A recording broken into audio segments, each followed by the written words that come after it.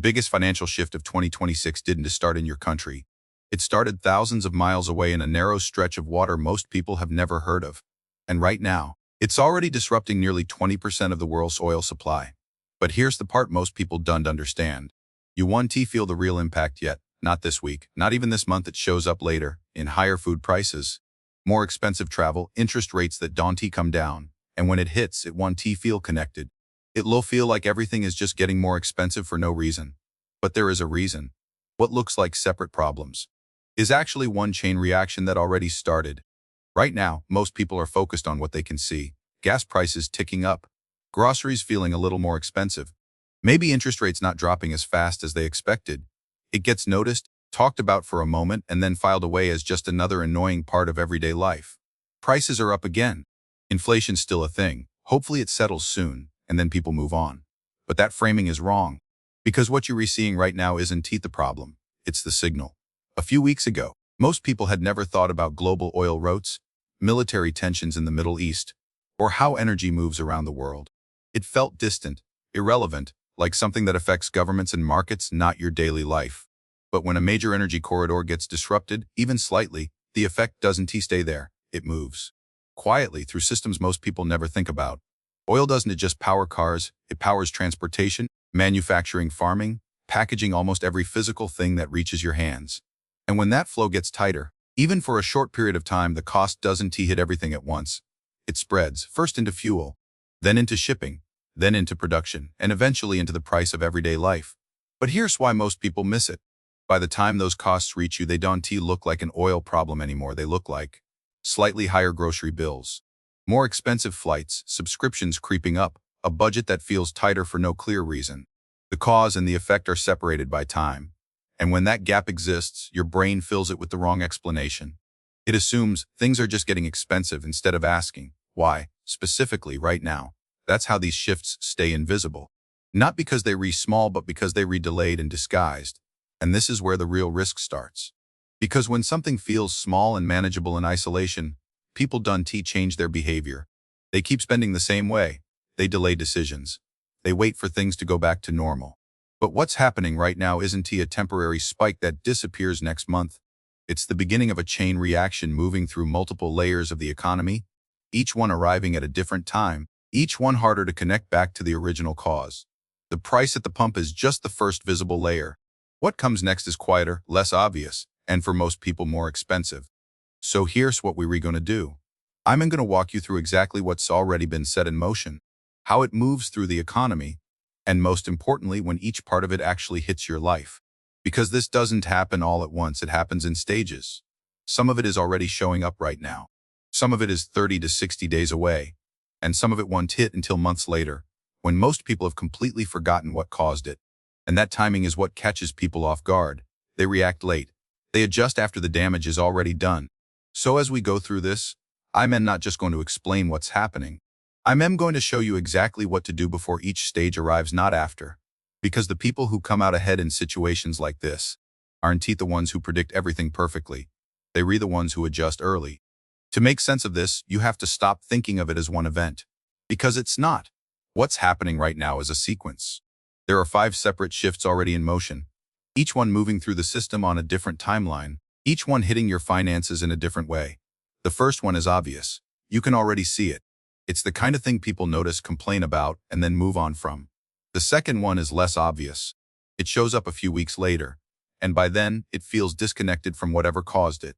The third one is where things start to get confusing, because the cause and the effect are so far apart in time that most people never connect the two.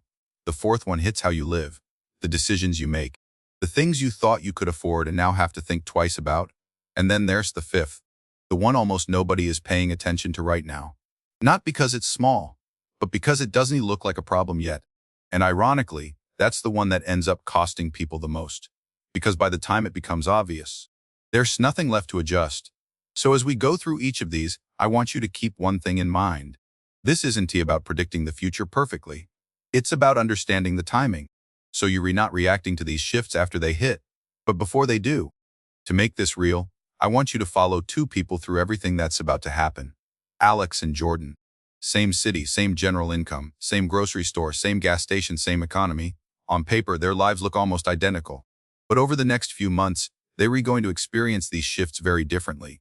Not because one of them gets lucky, and not because one of them suddenly earns more money. The only difference is timing. Alex starts paying attention early, makes a few small adjustments before things fully hit. Nothing dramatic, nothing extreme, just early. Jordan does what most people do, notices things when they become obvious, reacts when it starts to feel uncomfortable, and assumes it's all temporary. At first, the difference between them is almost invisible. It's a few small decisions, a few things done slightly earlier or slightly later. But as these shifts start stacking on top of each other, that small gap turns into something much bigger, and by the end of 2026, they're in completely different financial positions. Same income, same environment, completely different outcomes, and it all comes down to what they did right now. The first shift is the one you can already see. Gas prices creeping up, daily expenses feeling slightly higher, subscriptions renewing at a number you don't quite remember agreeing to. Nothing dramatic, nothing that forces an immediate reaction. It's the kind of increase people notice, do a quick mental calculation, and then move on. It's annoying but manageable. And on its own it is manageable. But that's the mistake, because this isn't happening on its own.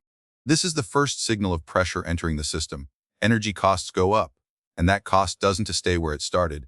It moves into transportation, into production, into everything that depends on it. What you're seeing right now is just the surface layer.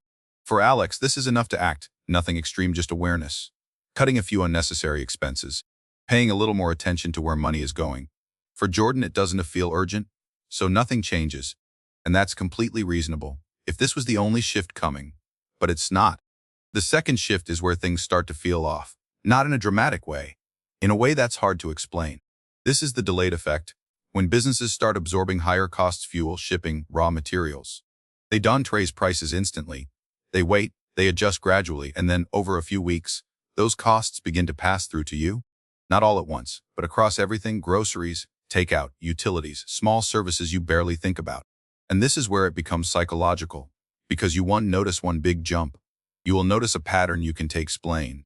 A grocery bill that's 20 higher than expected, a total at checkout that feels slightly off, and you'll ask yourself, am I just spending more? But you're not. The system is adjusting and passing that cost to you.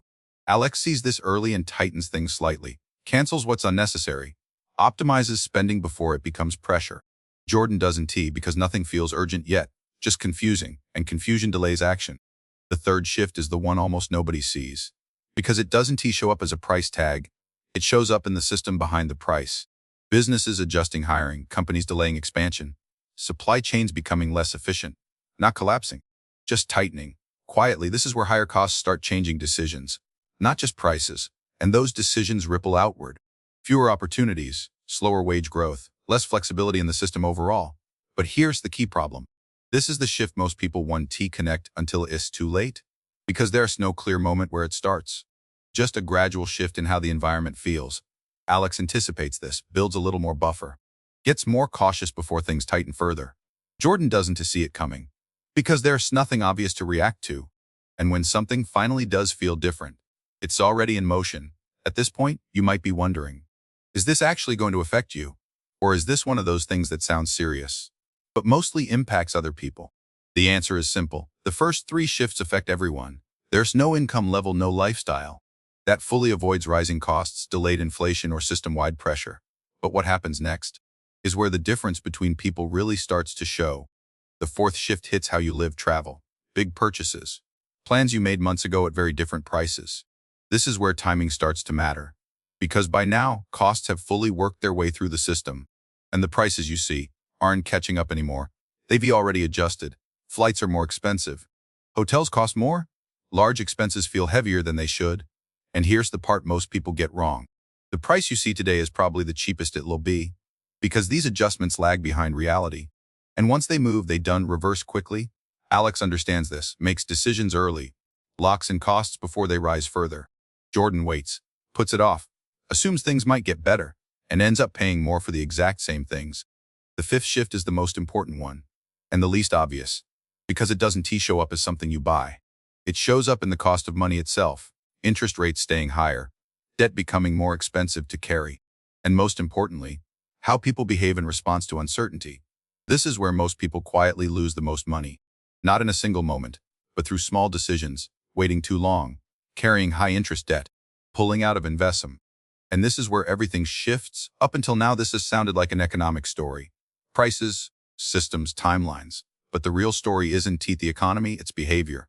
Because the biggest risk in 2026 isn't what happens out there. It's how people respond to it. This is where most financial damage actually comes from. Not the event itself, but the reaction to it. When things start to feel uncertain, people don't make better decisions.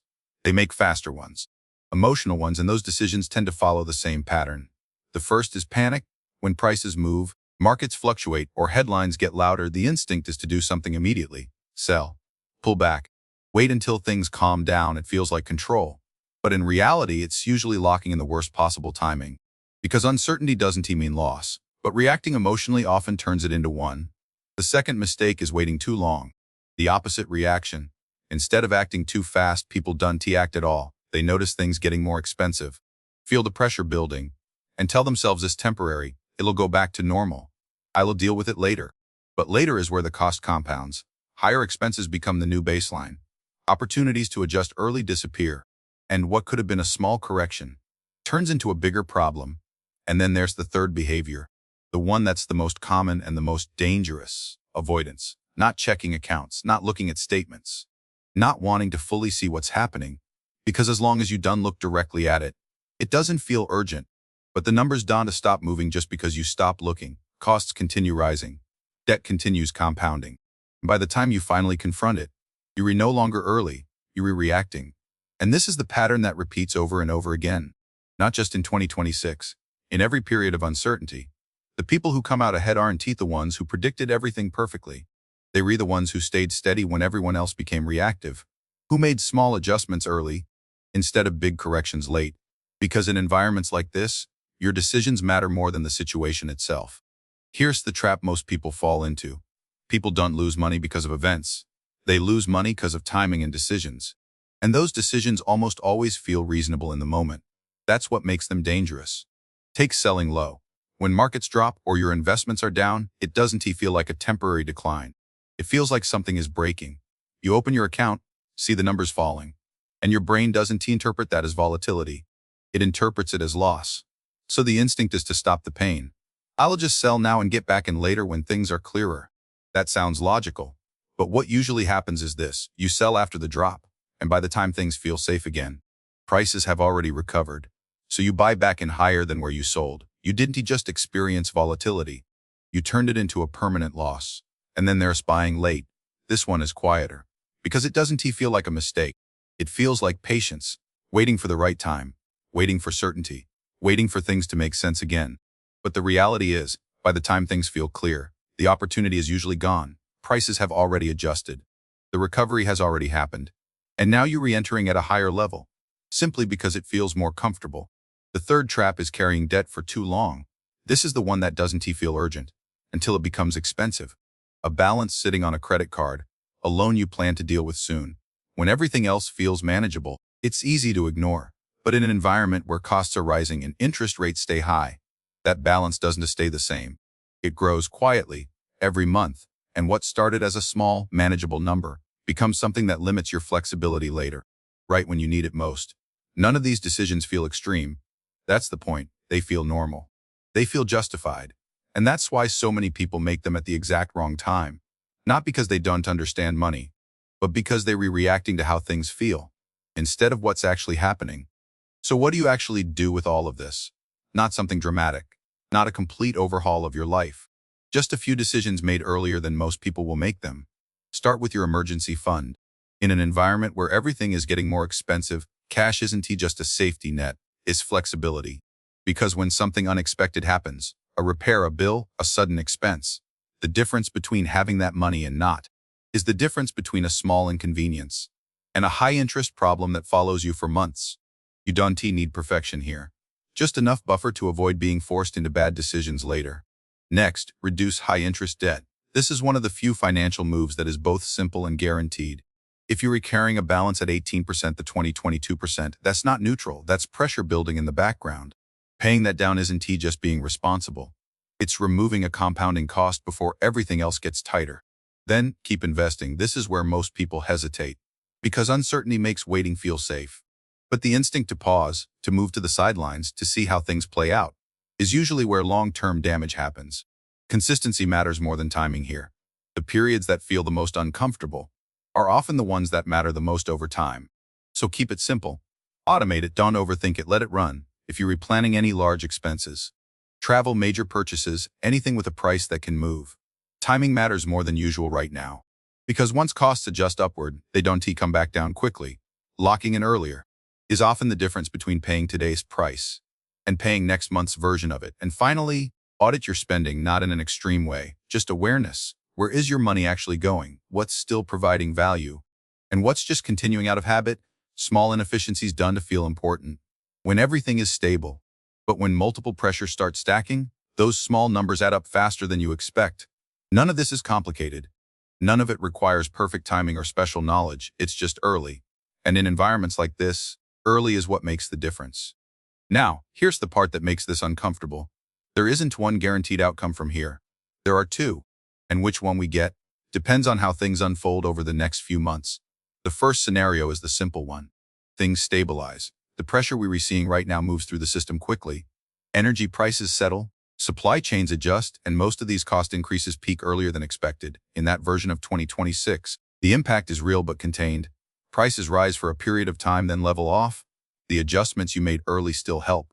But the overall environment doesn't keep getting worse. It's uncomfortable, but temporary.